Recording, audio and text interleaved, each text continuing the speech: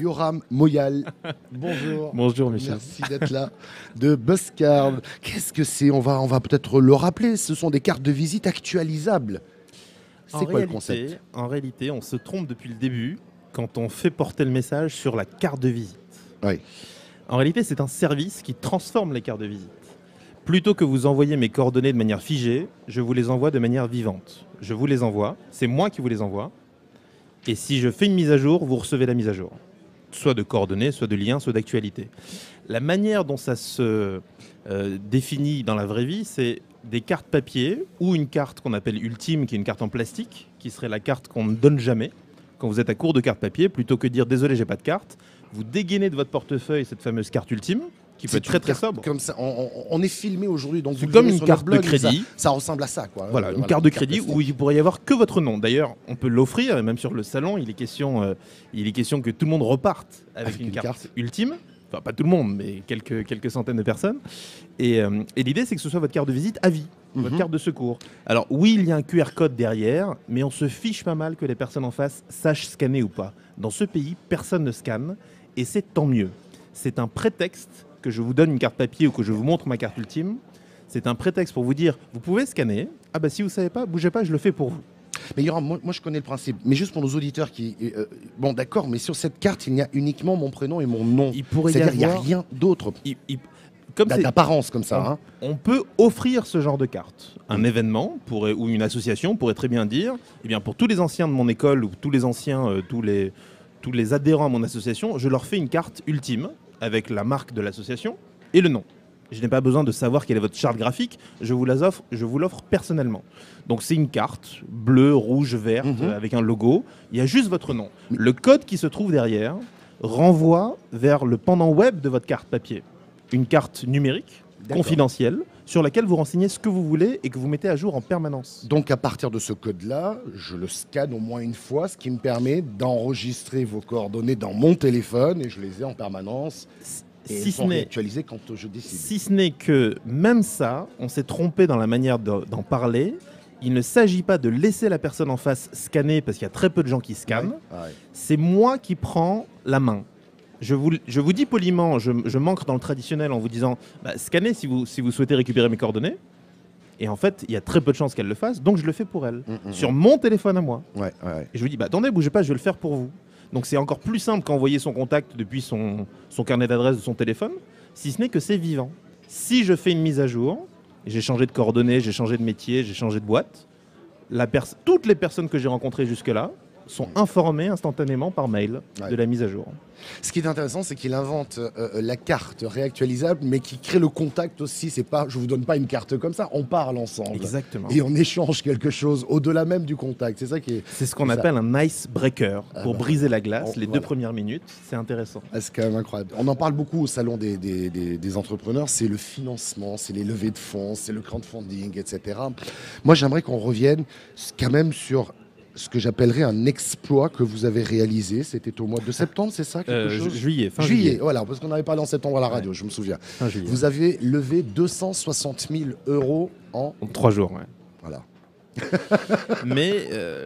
Mais c'est pas comme si ça avait été facile. C'est parce qu'on s'est épuisé à rencontrer des réseaux de business angels qui malheureusement sont très très lents à prendre des décisions. Ils nous ont fait mariner, etc. Et puis on avait un peu de visibilité et c'est marrant parce que c'est une stagiaire qui m'a proposé de faire appel au crowdfunding en me disant mais si on tape meilleure start-up de France, peut-être qu'on va tomber facilement sur Buzzcard et à partir de là, les gens qui ont envie de mettre un petit ticket de 5-10 000 € seront peut-être intéressés. Et on a pris le risque parce qu'on savait qu'on allait être en couverture d'un super magazine qui est Capital en août. On s'est dit pourquoi pas, mais on savait que c'était à double tranchant. Le crowdfunding a ceci de très particulier que si on rate sa campagne de crowdfunding, on est sûr d'être à peu près blacklisté partout. Ah bon ? Chez tous les fonds. Bah oui, parce que quelque part, c'est la dernière chose qu'on va essayer de faire pour lever des fonds. Faire appel à des gens qu'on ne connaît pas forcément sur Internet. Et si on a fait ça aussi vite, c'est parce que ça a démarré très vite. Là, au bout de 5 minutes, on était déjà à 110 000 €. Mais parce que pendant 10 jours... La plateforme qu'on avait sélectionnée, qui est Anaxago, avait informé 10 jours avant ses 5000 membres à l'époque. Ils ont multiplié par 2 ou par 3 depuis. Le dossier sera bientôt finançable. vous pouvez tout de suite appeler l'équipe et rencontrer les gens et regarder le dossier. Et parce que ça a démarré très fort, du coup, on a rappelé toutes les personnes qui nous disaient, vous savez, comme tout le monde dit, oui, mais s'il te manque 50 000 euros, tu me dis, les derniers 50 000 euros, je les mets. Je les trouve. Si ce n'est que tout le monde dit ça et finalement, il ne se passe rien. Le gros avantage du crowdfunding par rapport au réseau de Business Angels, c'est qu'une fois que c'est parti, et c'est à prendre ou à laisser. Et on a rappelé toutes les personnes qui étaient intéressées, on leur dit, écoutez, ça démarre très très fort, ça peut vous passer sous le nez. Le deuxième jour, on était à 200 000 euros, et le troisième jour, on a rendez-vous, on a pris les 60 000 restants. Donc ça a été fabuleux, on s'y attendait pas du tout, très agréablement surpris. On n'a même pas eu à attendre août pour avoir la couverture sur Capital. Et pour autant, oui, c'est plutôt une très bonne chose. Alors attention, parce que l'argent n'a été déposé que fin décembre. Ah oui, donc ça prend du temps. Oui. C'est pas propre au crowdfunding, mais le fait est qu'avec l'été, avec des personnes qui disent non, mais finalement je vais mettre plus ou un peu moins, bref. C'est sûr qu'on respire maintenant. Ouais. Alors, vous avez osé, votre TPE, aller, je dirais, dans le monde de la commande publique, vous adresser directement aux acheteurs publics, à l'État en l'occurrence, et vous êtes même parvenu à vendre à Bercy 13 000 cartes. Non mais c'est incroyable, parce que c'est un parcours du combattant, hein, la commande publique, il faut dire ce qui est. Hein. Je pense on peut y arriver, la preuve. Écoutez, on n'a pas... Alors, mes associés, les premiers, disaient, mais va pas te fatiguer avec ça, ce serait les derniers à voir, c'est les services publics, tu es fou. Si ce n'est que finalement, on n'a même pas fait exprès. On a semé tellement de graines qu'à un moment donné, il y a des graines qui poussent, on s'y attend pas forcément, mais on a été invité par Laurence Parisot à l'université d'été du MEDEF.